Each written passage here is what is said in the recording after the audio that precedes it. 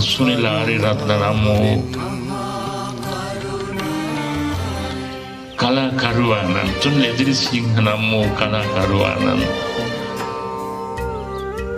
ගීත ගායකයන්න් බුදුහාමුදුරුවෝ ගැන, අවුකන බුදුහාමුදුරුවෝ ගැන එක්තරා පොතක් ලියපු නිර්මාණයක් සංගීතවත් කර තිබෙනවා. ඔබ අහලා ඇති.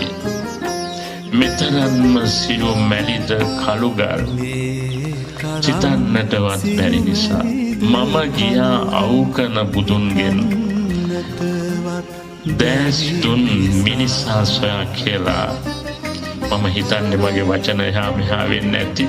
ඒ ගැන මම ඔබගෙන් සමාව අයදිනවා.